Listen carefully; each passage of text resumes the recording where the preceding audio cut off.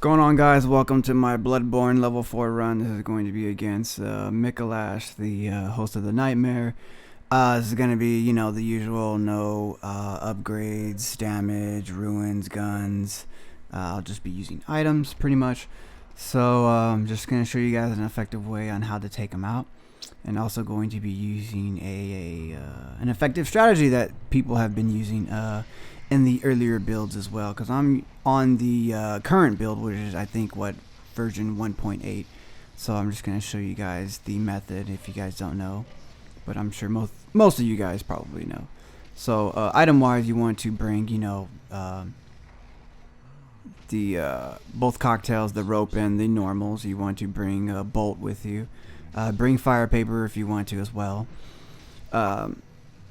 And then you're going to use, as you can see, poison knives. So what you're going to do is when you see him, you're going to not get close to him. You just want to aim at him.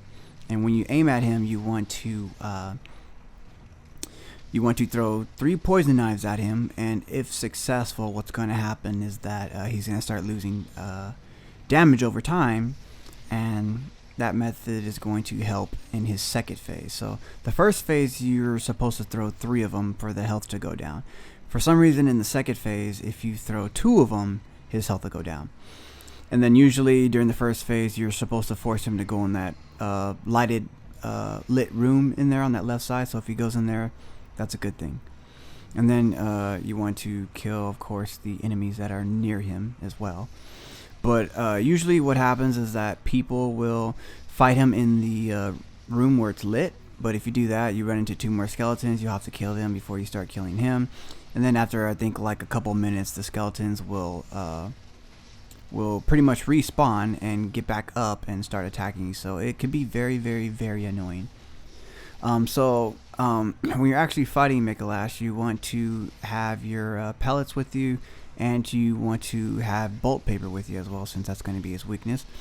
And then of course, you're going to want to use the saw cleaver. So usually what I do is I'll hit him 4 times. I'll just, move to the side. He'll use his tentacle attack and then just repeat. And every now and then you'll see him just walk around, doing a little dance here and there. Just if you think, he's not going to attack, just hit him. It's very easy. And then if you want to force him out of the room that's lit up, just walk back a little bit and he'll start following you. If you get too close, he'll walk backwards. If you're far away, he'll come to you. So as you can see, he's not really attacking. That's kind of why, I'm kind of standing far away. And I kind of want him positioned in an area where I can get him in the corner. So there you go. And as you can see, I'm also hitting him and transform hitting him as well. So hit, transform, hit, transform, hit, transform, hit. That's pretty much going to be your best friend in this fight, since that's going to do the most damage.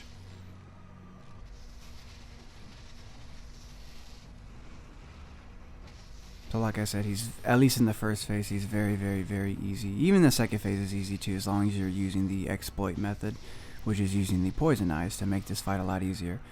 So there's his first phase. He's down for the count. Of course, he's still alive. So what I'm going to do, as you guys saw, was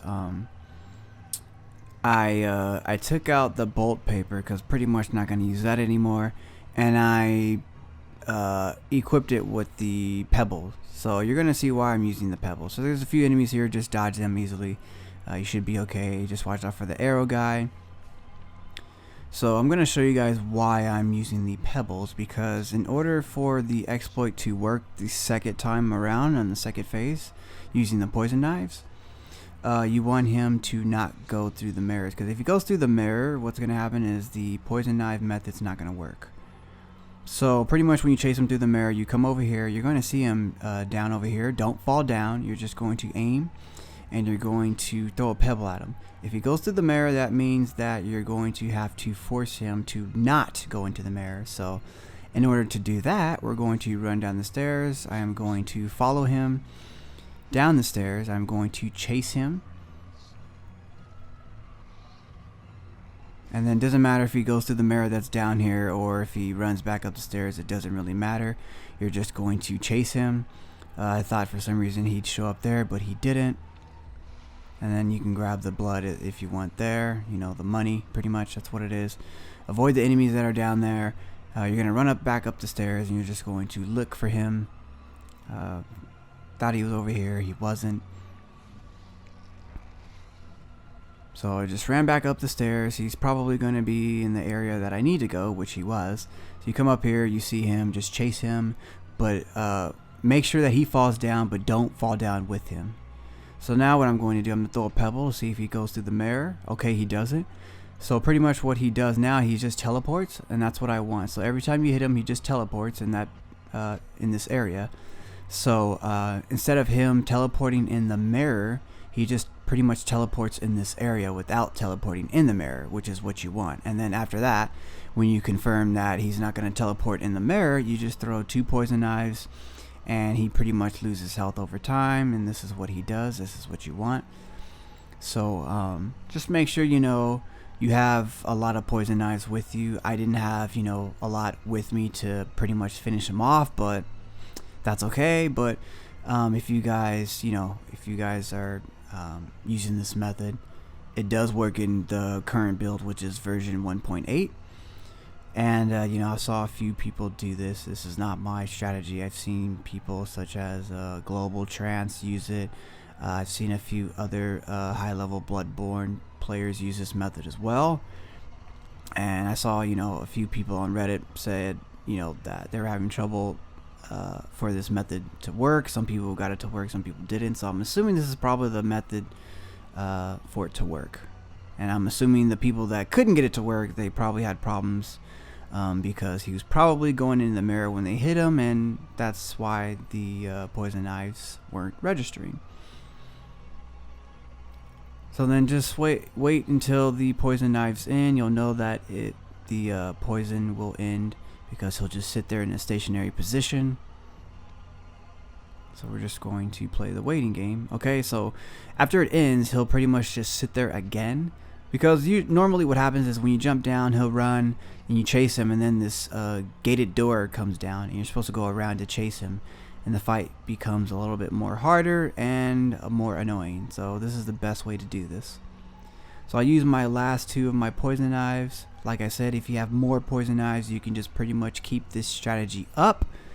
But apparently I didn't have enough poison knives, and I am forced to use other means. So this is what I'm pretty much going to do to finish him off, because pretty much he's already dead.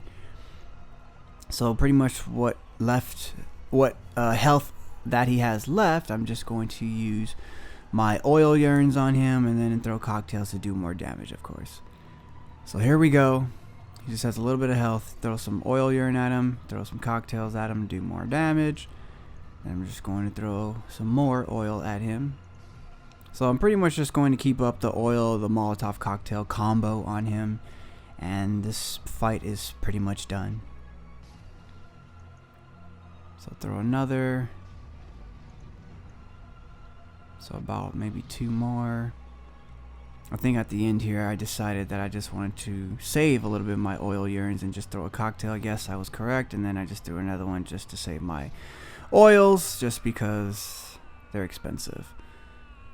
And I am playing on level 4, so you don't get a lot of money. So, and grinding can be a pain sometimes. So he's pretty much dead. You hear him talk, and blah blah blah. So hopefully you guys enjoyed. Hopefully this video will help you guys out, and I will see you guys in the next video. Thanks for watching.